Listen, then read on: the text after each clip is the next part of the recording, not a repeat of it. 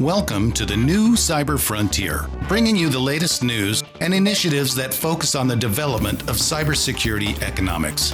You don't have to be a computer or cybersecurity expert to get plugged in. Your host brings it straightforward, asks the tough questions, and brings the cyber world to a level of understanding for everyone. You can find us on the web at www.newcyberfrontier.com. Now join our host as he introduces the topic for today's new Cyber Frontier. Welcome to today's episode of New Cyber Frontier. On today, our series on Just Talking, we have our host, Tim Montgomery, and myself, Christopher Glorog, looking at things that we've heard from you and things that we've heard you say over the last couple of years or had people ask us. And Just Talking, just kind of yapping here about how and what we know and what the industry's looking like. So, Tim, welcome today. Thanks for coming on today. Yeah, thanks, Chris, for having me. I know we do these things a lot, and it's been a while since I've done some recordings, but thanks for having me on. This will be interesting. So, yeah, we haven't done recordings in a while. We had such a backlog that I walked through them for a good 7 months or so. So it has been since almost this time last year, a little bit later in the spring, that we did our last recording sessions. Oh, that's right. So it's been a while. So it's good to see you, though. So. Definitely. And we usually don't get together. So it's usually you doing yours, me doing mine, Sean doing his. We were trying to get all three of us on. We hope still to do that and have some more discussions, the three of us. I think this show, I'd like to just kind of chat about what's happened over the last 8 years. We've been doing this for 8 years. What have you seen happen in the industry? Kind of going back to, 2016, 15, we started somewhere around there. The thing that comes to mind for me is the transition into cloud. So I know there was a lot of, the buzzword cloud. And as we transition, it seemed like now within the next 3 to 5 years, you're going to look at 50% of data actually being in a cloud. And of course, the big joke running is cloud is just someone else's computer, right? So putting your data in someone else's computer is basically, I don't know, as a security guy, I think that would be great. That's kind of one of those things. It takes it out of your control. Yeah, it does. I think it alleviated the fear for people who said, I just don't want to have to deal with it. Yeah, I mean, what do you think it kind of trended? What was the biggest factor? I think that probably is over the time the biggest thing, and so many times it's like, why did we start cloud? And I have been involved with discussions since before cloud existed on what was it called, managed services. How can we outsource our data management? And companies stepped up to the plate and said, we'll do that for you. We're better at security than the average bear. So we'll do your security since you don't do any. And that was kind of the thought process at that point. What cloud was born as, well, the government trusts us because I think the government was culprit number one. Let's outsource our data management. Let's pay a big company to do that. Let's make them big because, we don't have to have server resources and they buy them all. And now they can offer this as a service. Yeah. Yeah. And its marketing plan was the government uses us, so we're good enough. Yeah. Yeah. Yeah. And, there's like AWS or Amazon and Microsoft and Google, they've all had these platforms. It has trended into, being going through a rigor process, the FedRAMP process of getting the requirements down and actually getting qualified to actually be a person has to keep that type of resource. So I think the cloud is, kind of evolved. That concept of the cloud itself started from this, what you would probably call it a joke, right? Someone else's computer, which is true, into a robust idea that Amazon is one of the biggest things. So if you want to talk about like incident response or disaster recovery programs, this is a great idea, actually. But how do you trust, as a security guy, handing that data over and it actually staying where it is and no breaches and those types of things and vulnerabilities and those types of factors. So there's been an integration of that. And I know with like Salesforce and ServiceNow, integration into a lot of the Amazon platforms. So there's been a large trend to securing and keeping the posture. And before you go to those services, you ask those questions a lot of times. So it's one of those concepts that over the last 8 years has evolved in something pretty big, robust. And then services. So if you look at Amazon services now, you can actually, even as a small business, get a small portion of that, and you don't have to buy the $250,000 to get the data center from NetApps, right? That was always the one trend of it takes $250,000 even to start this thing. So let's take a break here from our sponsor. Right back, but I want to talk about this some more because it has been a big trend. Be right back. Yep. Blockframe technology offers next-generation blockchain-managed trust and security. Unique non-fungible tokens are used to secure software bills of materials to provide data quality and security for every transaction in your supply chain. Deploy advanced peer-to-peer product security, scale zero trust capability to millions of IoT devices, allow vendor tracking and accountability, and rapidly reset from compromise. Unchangeable, time-sequenced blockchain data provides next-generation security using machine learning trust algorithms and audit analytics. Start securing your supply chain today by contacting Blockframe at www.blockframetech.com. Welcome back to New Cyber Frontier. On today, host Tim Montgomery and myself, Christopher Gorog, just talking. So, what have we heard over the last 8 years? And before the break, we were talking, about cloud. And that has been the biggest trend. The world has become comfortable moving to cloud in that time. And I think you're probably absolutely right. That's probably the biggest trend. And before the break, you were talking about how you feel about that, giving up control. How do you feel about the single sourcing thing? I mean, us as security people, we think about all the worst things that could happen. Do you think, though, that we'll just operate indefinitely forever and there'll never really be a problem with cloud? Or do you think there could be someday a cloud problem and a big cloud provider loses hundreds of companies' data, or maybe even something worse, deletes it, failures, systematic attacks that would totally render something unfeasibly retrievable? What's your thoughts? Are we just okay? We just go forever? Probably not going to happen, right? Yeah, inevitably, as all things are, at least my experience of living, there's always something around the corner that seems to find the holes. So with security, it's always evolving. The posture, the landscape's always evolving. So that's why most security individuals, professionals, they have to tend to stay up on vulnerabilities, just a ton of stuff, it seems like, which is doable, but, one person is not usually able to do it all. With the cloud and its perception of where it's headed, it's multi-factor, multifunction. So you've got several databases, several locations. So the dynamics there of being able to connect to data anywhere closest to you if you move. It sounds like a pretty good, stable concept right now. As we trend into the way data is going to be predictable in the next few years, you talk about quantum computing and things of that nature. I'm sure those technologies, when they start to come into play, is going to relate to newer issues, newer security factors that will trend other factors. Then the cloud will evolve into some other thing. Right now, you look at the way hardware systems are set up, and we're trending with solid state devices and just the ability to fit more data in smaller spaces.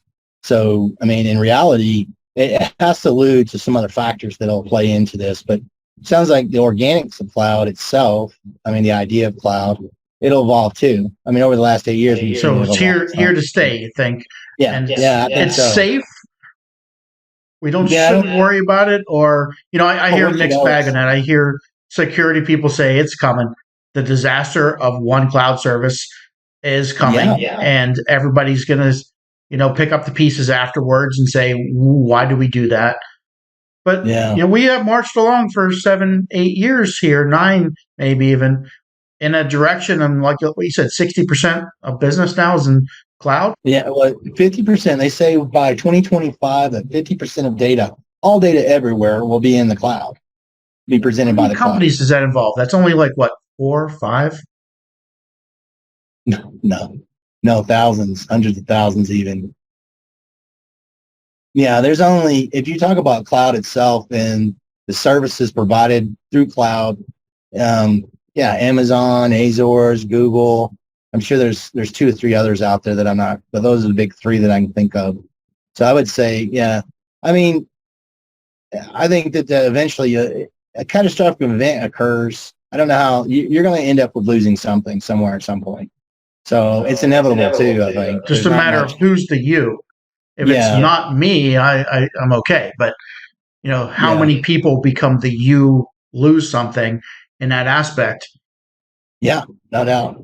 Well, and the customers who they serve, I think the way Amazon's done it so far, AWS, their services, web services, they've evolved. They hire people left and right. They have their own federal staff of classified individuals, top secret individuals now.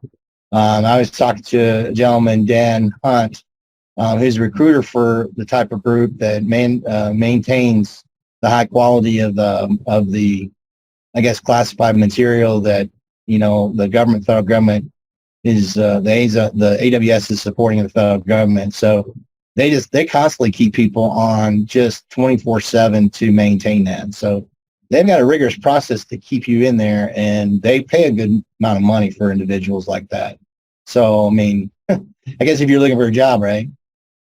But the cloud idea itself is, I think they just keep at it, adamantly evolving on it. So I think it'll take on a different name. You're saying here to stay, right? Yeah, here to stay. So, here to stay and safer than your own system. Yeah, computer. Well, not all things are that way. I guess I'm still reserved judgment on that one. I would be too, actually, skeptical. Yeah, I think the thing that I heard you say so many times as we were, and I think of it too, is a progression of buzzwords. What has been? We're looking at cloud has probably been the biggest theme we've moved into.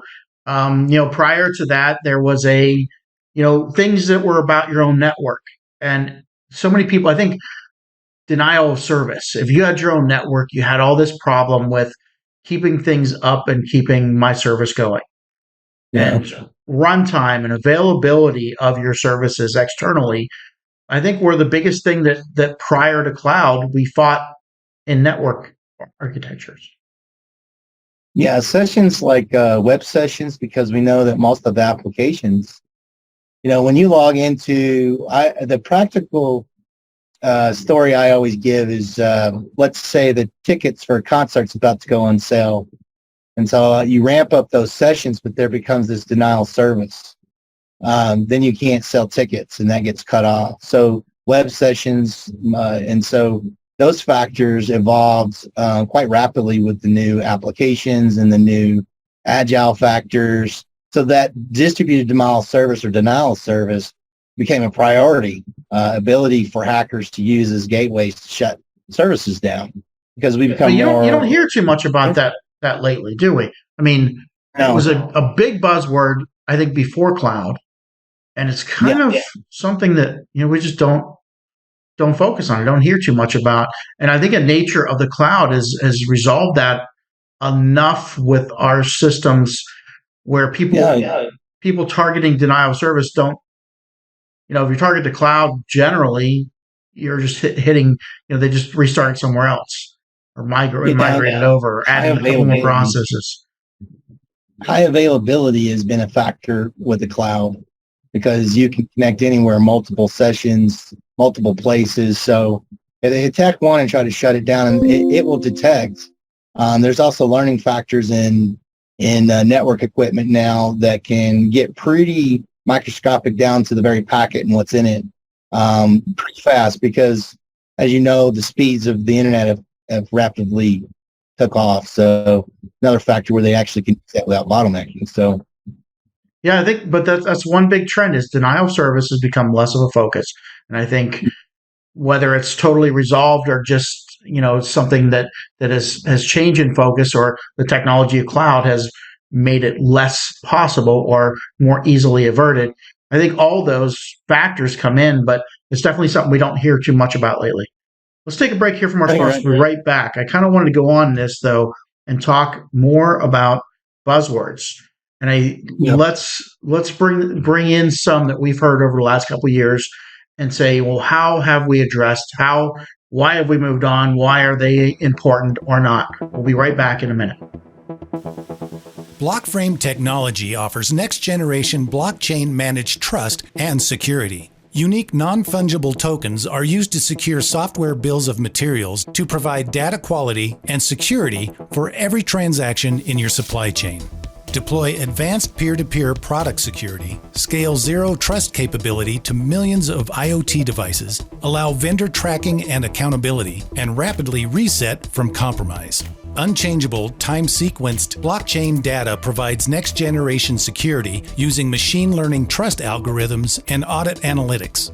Start securing your supply chain today by contacting Blockframe at www.blockframetech.com. Welcome back to New Cyber Frontier. On today, our two hosts, Timothy Montgomery and myself, Christopher Gorog. Hey, how you doing? Talking, just talking. And what have we heard from you over the last 8 years we've been doing the show? And what's still relevant? Before the break, we got into, how's the industry evolved? And then, some of the buzzwords we started talking about that were almost reverted and resolved or not as prevalent anymore. Some other big ones, and without going through a list of those over time, some other big ones, I think, after kind of the DDoS, the migration to cloud, things like phishing and spear phishing and independent attacks became a huge buzzword trend. Still out there, but not as prevalent anymore. Thoughts on where that's gone? I think phishing's still there. It's one of the biggest active ways to glean information, go out and find it. And it may take some time, but eventually individuals are willing to give up pieces of it over time. So phishing is definitely still there, but I think maybe it's become more of a desensitization in our culture. Like it's just a thing, click this button and we just go on with ourselves. If that's the, So we're desensitized. We've just lost it. It's just still as relevant as ever with that one. I think you probably have it right on the nose with that one. So, after that, I think artificial intelligence became the word. It's going to solve all problems. No matter what we need done, we're going to make an AI that's going to go out and finish this for us. And I remember literally back in the, 2013 through 2016, every company was promising AI that would solve these huge problems. And it was such a buzzword, but we kind of just forgot about it or moved past it. I think we maybe determined it's not really possible, and we reset and said maybe we'll call it machine learning and say in small amounts it might be possible, but we're not going to have a Watson or an artificial child doll that we see on our horror movies that's on the internet, Skynet, just as a whole personality. It brings to mind, we were in a class and I was listening to a lady who officially, she was from Caltech and she was in our class in one of the UCCS courses we had. And she was an expert. She wrote pretty much everything on AI over the last, I'd say 13 to 15 years. And she literally told us, because I had asked the question prompted for it, and we were discussing about just the theory of thought, I guess you could say, more like chaos. This is the class we were having, to kind of methodically look through the potential of the way thought processes function, especially in organizations, people in general. And we got on the topic of artificial intelligence, and she had mentioned the fact that AI will never will never solidify. The buzzword AI is it will solve everything, and that it will never be comparable to the human brain. It's just not possible for it to be that way. So we got into that discussion. Now trying to figure out why she said that was eluding me a little bit, but she went into further depth about it, and it's just some of the it's artificial intelligence. I mean, just that in itself says a lot about it. And yeah, today, I think with that buzzword, we bit off more than we could chew, and we just said, okay, well, let's just forget about that discussion and reframe and move on. Yeah, it was pretty much something like that. But think about this. Artificial intelligence. So you have an artificial intelligence doing whatever you need it to do. All it takes is another artificial intelligence to now battle it. And now and they're to standstill, right? The two false intelligences are spending their whole time just combating each other. Right. That's pretty much what I thought about where it goes. So yeah. Well, so let's think about buzzwords that came next. We had quite a section on blockchain, right? And everybody, no matter how old, how young, everybody became a cryptologist for a couple of years. And they had been there all along. Everybody understood everything there was to know about cryptology because they bought some Bitcoin. Yeah. Yeah, that was a thing, wasn't it? Until here recently, and they lost their pants, didn't they? And now I think, recently they want to just forget that they did that. It's kind of like that mullet you had back in the 80s, right? Right. That's exactly what it was. I do think that that's a little out of vogue right now.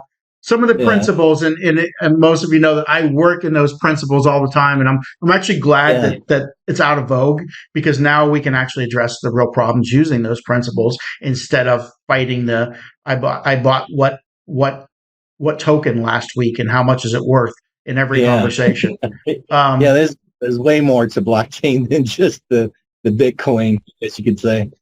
Yeah, other buzzwords, like we kind of have a list here we're looking at in case you're wondering where we're coming up with all these. We made this list before the show. IoT and Internet of Things, right? Everything's going to be connected. That was such a buzzword back in the 17, 18 time frame, right? Yeah. And the whole world's going to, how are we going to handle this?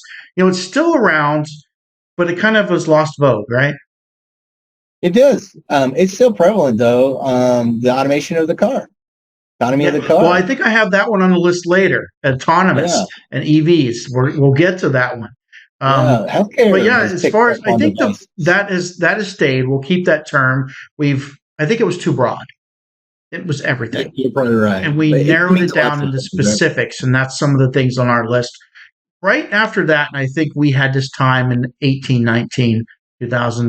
19, ransomware. Yeah, all of a sudden there was this new kid on the block that was taking my data without taking it. And he didn't care about taking it. He just made it so I couldn't get it. And that wasn't fun. Yeah, it was like Freddy Krueger for the first time. It was like, what are they doing and why? The reasons were just to cause chaos, right? Yeah, that's what it was. That you couldn't hear anything other than ransomware. And getting your data back, and how do we get past that? And now they wanted the previous Bitcoin. They wanted to get paid for unhavocking you. Goes back to cultural factors. Cultural things. So and the last couple of years that has kind of died away. After that, I think here's the thing we went into after that is some of the way we have a multi-factor authentication became the big buzzword. And we talked about that a little bit at the beginning, my story about, getting stuck in my phone multi-factor authenticating. But I think we're still looking at that one in terms of it's become a little more mature to the thing. Nobody remembers passwords anymore. They reset them all the time. They have something, either their phone or password vault or something they buy that keeps their 220 passwords, which literally how many I had on my list the other day. That was about right. Yeah. And we've accepted it as a norm, but it's out of vogue as far as at the tip of our tongue. Zero trust. Well, that's way down our list a little further. Let's get a couple more in that list first. We took the IoT, and I think we divided out IoT into directions: critical infrastructure, smart cities, autonomous vehicles, right? All these little buzzwords, right? Yeah, these little buzzwords. Yeah, the utilities, just the power, energy, that type of stuff. I know you're working in those realms as well, those relationships. Seeing how that's evolving. So it's still a buzzword, I think. It's the way it seems to be changing in its abilities. Some people are just maybe used to it too. I mean, you think about. I think and security didn't have a buzzword in those. Those are more technologies. But boy, the security industry really jumped on them. We still have some of our best performing shows that people are most interested in on critical infrastructure. I mean, those shows really get a lot of attention.